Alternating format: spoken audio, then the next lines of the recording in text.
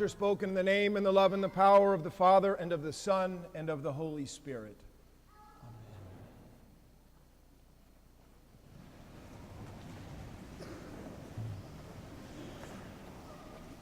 Good morning and happy Easter to all of you.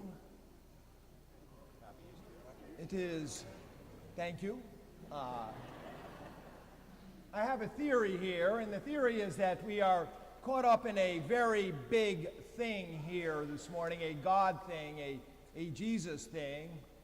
The presiding bishop of the Episcopal Church, Michael Curry, who is an extraordinary man, an inspired man, loves to say that we are part of the Jesus movement, and most assuredly that is never more true than it is today.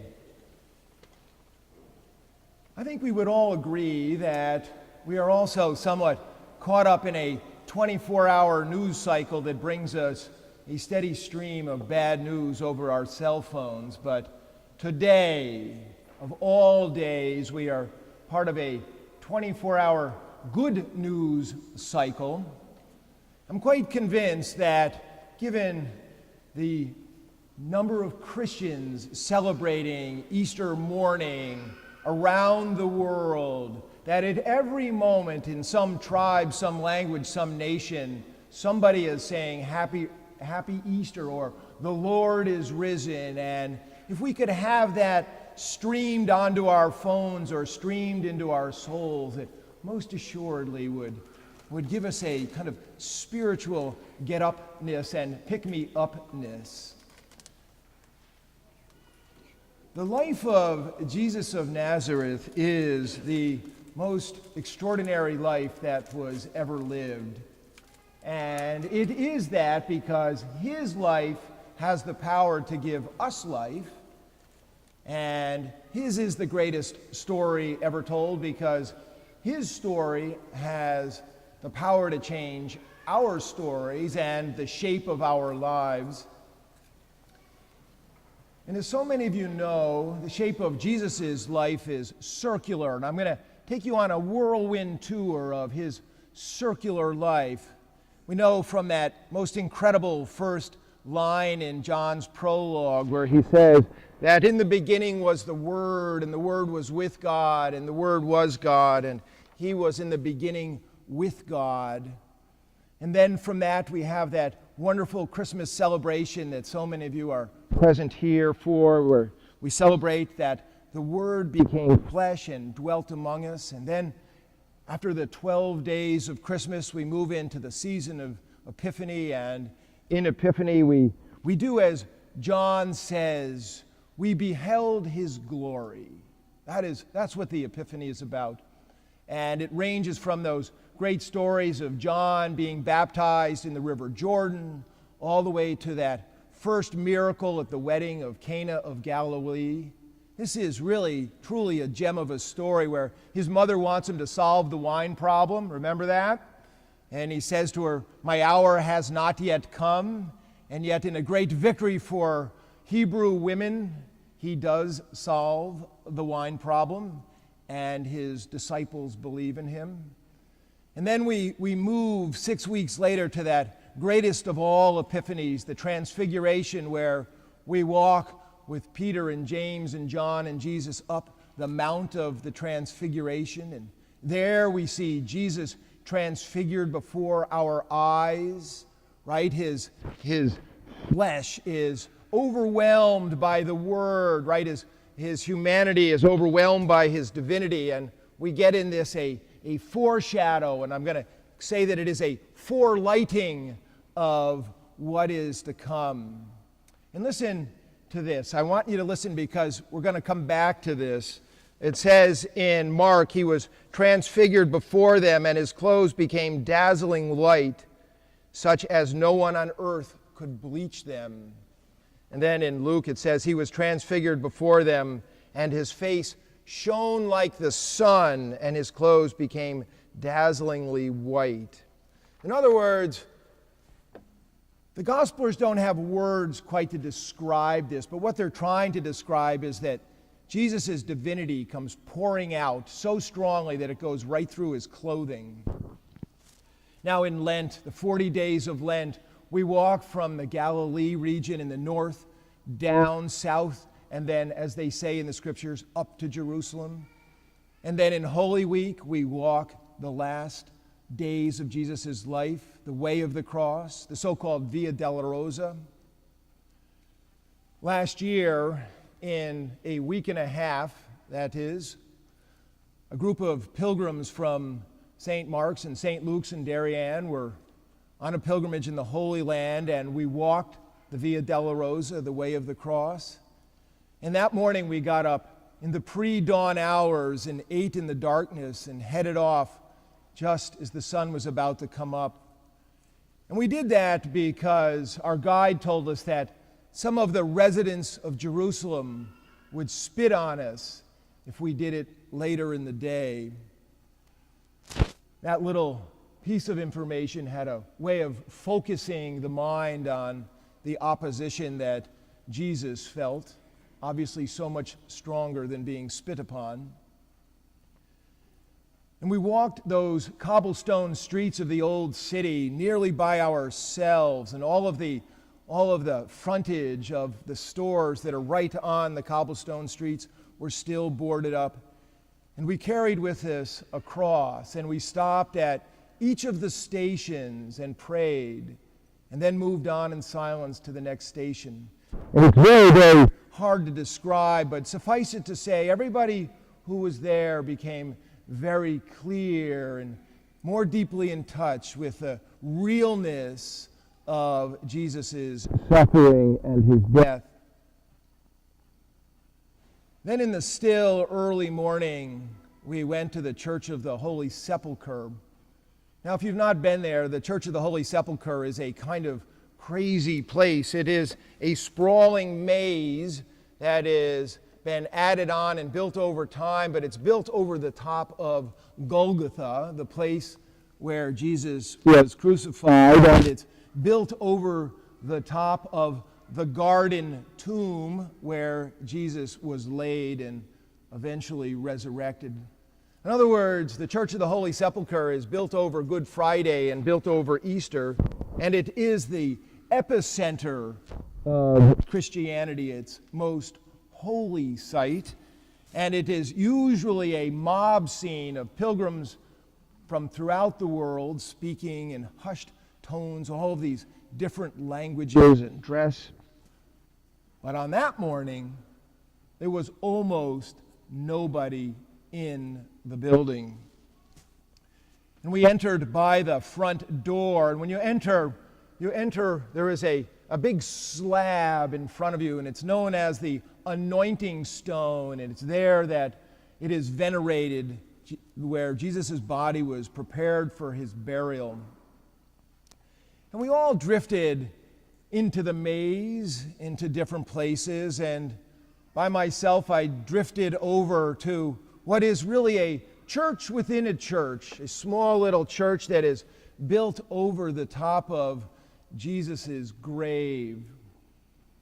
And on any normal day, at any normal hour, there is a long line of shuffling pilgrims trying to remain patient, and a group of Orthodox brothers, monks, and priests dressed in their black robes, sort of keeping order in the midst of it all. But on that day, there was nobody there. And the front door to the tomb church was closed, but the back door was open. So I went around to the back door, and unlike my namesake Peter, who we just heard ran in to the tomb, I stayed back. And perhaps like the beloved disciple or Mary Magdalene, I leaned in with my torso, and the tomb was empty. That is a part of the earliest proclamation of the gospel. The tomb was empty. And as I was leaning in, I was very aware that all sorts of things were happening, but I was near the slab on which it is venerated that Jesus' body lay during his 3 days in the tomb. And there is much in the scriptures about this slab, about how his clothes have been wrapped up and where they've been put. And we heard this morning in the gospel account that there were 2 angels sitting upon this slab that was formerly in a cave. And as I peered in, I was aware that time was very, very different. And it wasn't as though it stopped. It was still moving forward, and I was aware that time was going by, sort of horizontal time, but I was aware that the time was pregnant with something else, a vertical time, like what is known as kairos, a time beyond time. And I remember thinking, holy smokes, I want to keep this, which of course is just like Peter, James, and John on the Mount of the Transfiguration, where they see Jesus transfigured and they want to make booths, so-called booths or an altar. They want to keep their experience. And Jesus says no. For no good reason, other than I just don't think I could take it any longer. Have you ever had anything that was so good you couldn't stand it? You couldn't take it? And so I just pulled out of the tomb. But as I pulled out of the tomb, the silence of the tomb was broken, and this organ began to play. And I cannot imagine how big this organ must be, because this building is sprawlingly huge, and the sound was so clear and so full and so deep, and there was no strain in it. And I was reminded of some of these near-death experiences that I have read, where people describe the sublime sound of music in heaven. They say that the music in the heavens is beyond anything we have ever experienced on earth, and that the music is praise of God, not because God needs the praise, but because God's being is so overwhelmingly beautiful, it simply makes music. And that for the souls in heaven and for the angels, they hear this music not with their ears as we hear music, but with their whole being. It is as though the music is outside of them and inside of them, kind of as we might think the water is both outside of a fish and inside of a fish, but it is all in all. And that's what I felt in that moment. And I felt as though I was hearing the soundtrack for the resurrection. And then, as my soul was raised up, I looked up. I had never looked up in this building before. And there, I saw that there was a skylight directly over the top of Jesus' tomb. And the light was pouring in on top of the tomb. And then I had this realization, that this was the hour.